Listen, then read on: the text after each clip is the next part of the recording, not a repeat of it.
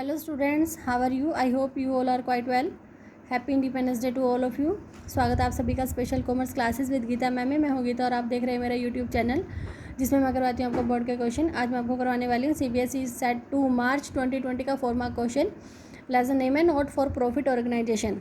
इससे पहले मेरी 6 वीडियोज़ आ चुकी हैं, ये मेरी 7वीं वीडियो है। अगर आपने वो वाली वीडियो नहीं देखी है तो उन्हें देखिएगा और इस वाली वीडियो को भी एंड तक देखिए। पसंद आए तो लाइक करें, कमेंट करें, ज़्यादा से ज़्यादा शेयर करें और सब्सक्राइब करें। और अगर आपने न्यू सब्सक्राइबर हैं तो साथ में लगे बेल आइकन को ज़रूर दबाइए ताकि हर आने वाली वीडियो की नोटिफिकेशन आपको टाइम पे मिल जाए। चलिए शुरू करते हैं। क्वेश्चन नंबर 15 है CBSE सेट 2 का मार्च 2020 का। From the given receipt and payment account and additional information of premium club for the year ended 31 March 2019 prepare income expenditure account for the year ended 31 March 2019 and balance sheet as on that date. हमें receipt and payment account given है, यहाँ पे सारे receipt दे रखी है, payment दे रखी है, साथ में एडिशनल इन्फॉर्मेशन गिवन है। एडिशनल इन्फॉर्मेशन में ये ओपनिंग बैलेंस शीट की सारे बैलेंसेस गिवन है। यहाँ पे डेप्रिसिएशन दे रखा है और यहाँ पे the club had 90 members each paying an annual subscription of ₹1000। जो क्लब के मेंबर्स ने सब्सक्रिप्शन दिया है उसकी डिटेल हमें दे रखी है।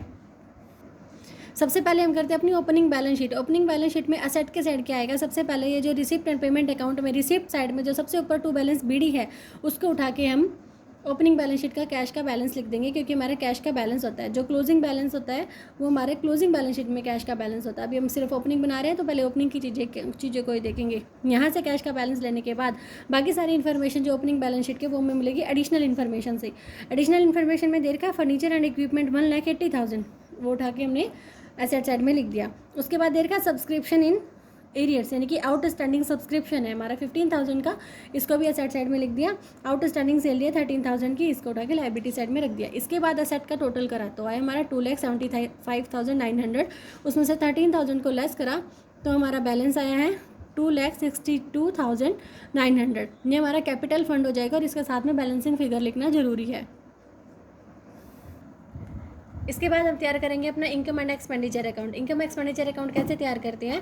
रिसिप्ट एंड पेमेंट अकाउंट में सबसे पहले जो रिसिप्ट साइड होता है उसे उठा के हम अपने इनकम साइड में लिख देते हैं। लेकिन फ़र्क क्या होता है इन दोनों अकाउंट में? इस अकाउंट में हमारी नेक्स्ट ईयर, प्रीवियस ईयर और करंट ईयर तीनों की ही चीज़ें लिखी जाती हैं, लेकिन इनकम एक्सपेंडिचर अकाउंट में सिर्फ और सिर्फ करंट ईयर की चीज़ों को ही लिखना होता है। इसके अलावा यहाँ रिसिप्ट अकाउंट में हमारे रिवेन्यू और कैपिटल दोनों ही नेचर के बैलेंस आते हैं, लेकिन यहाँ पे हमें सिर्फ रिवेन्यू नेचर के बैलेंस को ही उठाना होता है। चलिए सबसे पहले उठाएंगे टू डोनेशन लिख रखा है। डोनेशन के आगे कोई भी यहाँ पे मेंशन नहीं है कि डोनेशन किस चीज़ का है। डोनेशन फॉर स्विमिंग पूल है, डोनेशन फॉर लाइब्रेरी है, यानी कि जब कुछ भी स्पेसिफिक मेंशन ना हो कि डोनेशन किस चीज़ का तो उसे जनरल डोनेशन मानेंगे और उसे हम इनकम एक्सपेंडिचर के क्रेडिट में लिख देंगे 39,000 का। उसके बाद सब्सक्रिप्शन को लेंगे। सब्सक्रिप्शन हमें ना ही हमें प्रीवियस ईयर का लेना होता है, ना हमें नेक्स्ट ईयर का लेना होता है। हमें करंट ईयर का सब्सक्रिप्शन उठाएंगे हम 70,000। लेकिन एडिशनल इन्फॉर्मेशन में क्या गिवन है?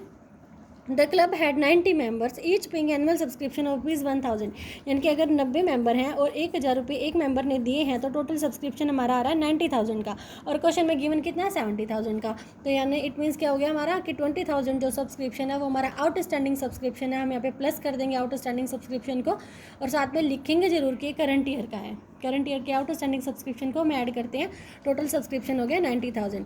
इसके बाद क्या बचा? रिसिप्ट एंड पेमेंट साइड में टू इंटरेस्ट रिसीव्ड, इसको भी बाय में लिख देंगे क्योंकि रिवेन्यू नेचर है। Bye interest receive 90,700। इसके बाद आते हैं अपने एक्सपेंडिचर साइड में। एक्सपेंडिचर साइड में सबसे पहले मैं फर्नीचर एंड इक्विपमेंट परचेज, ये हमारा कैपिटल नेचर का है, इसको हम इनकम एक्सपेंडिचर में नहीं लिखेंगे क्योंकि इसमें सिर्फ रिवेन्यू नेचर के आते हैं। इसको हम लिखेंगे क्लोजिंग बैलेंस शीट में। बाय सैलरीज हैं, बाय सैलरीज उठाएंगे, 2 सैलरीज लिखा 62,000, लेकिन साथ में ओपनिंग बैलेंस शीट में आउटस्टैंडिंग सैलरी गिवन थी 13,000 की, तो इसको यहाँ पे हम माइनस करेंगे। अगर करंट ईयर की होती है तो प्लस करते हैं, प्रीवियस ईयर की होती है तो माइनस करते हैं, यानी कि 60,000 जो अपने पेमेंट करी है साल के दौरान उसमें से 13,000 रुपये पिछले साल के हैं। तो हमारा करंट ईयर का हमें फिगर उठाना होता है, तो 49,000 हमारा करंट ईयर का बैलेंस है। इसके बाद हम डेप्रिसिएशन को कैलकुलेट करेंगे। अब देखिए मैंने यहाँ पे दोनों डेप्रिसिएशन कैलकुलेट करके दे रखे हैं। जो हमारा ओपनिंग बैलेंस था फर्नीचर एंड इक्विपमेंट का 1,80,000, इसके ऊपर पूरे साल का डेप्रिसिएशन लगेगा। इसके अलावा जो ऑर्गेनाइजेशन ने परचेज़ किया 1 अक्टूबर को, अक्टूबर, नवंबर, दिसंबर, जनवरी, फरवरी, मार्च, यानी कि 6 महीने का डेप्रिसिएशन लगेगा इस 1 लाख के ऊपर। 1 लाख के ऊपर 10% की रेट ऑफ इंटरेस्ट से 6 महीने का हम यहाँ पे डेप्रिसिएशन चार्ज करेंगे। यह हो गया 5,000, 18 और 5 23,000 का हमारा टोटल डेप्रिसिएशन हो गया है। इनकम एक्सपेंडिचर अकाउंट तैयार है, क्रेडिट बैलेंस का जोड़ करा, उसमें से डेबिट का 49,000 और 23,000 को लेस करके हमारा जो बैलेंस आया 76,700 वो आया हमारा सरप्लस।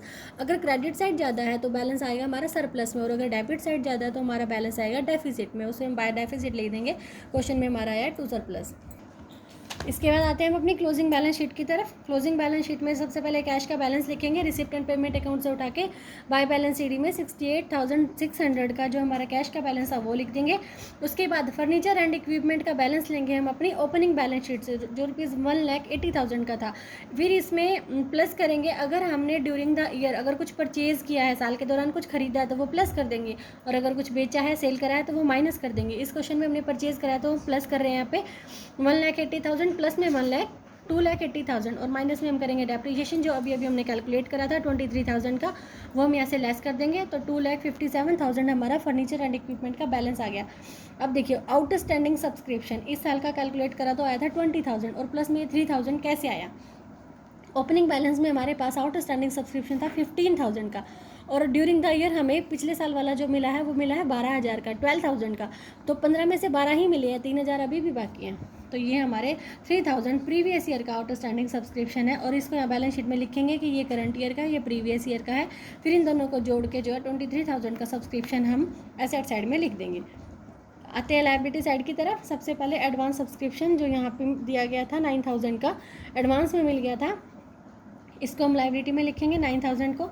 और capital fund opening balance sheet का जो बैलेंसिंग फिगर आया था वो, प्लस में जो इनकम एक्सपेंडिचर से सरप्लस का बैलेंस आया वो, उन दोनों को प्लस करके हम क्लोजिंग बैलेंस शीट में लिखेंगे। दोनों साइड का टोटल करा तो हमारा 3,48,600 आया, और दोनों अगर हमारे बैलेंस इक्वल है तो हमारा क्वेश्चन ठीक है। ओके बच्चों, अगर वीडियो पसंद आ रही है तो लाइक करें, कमेंट करें। बाय।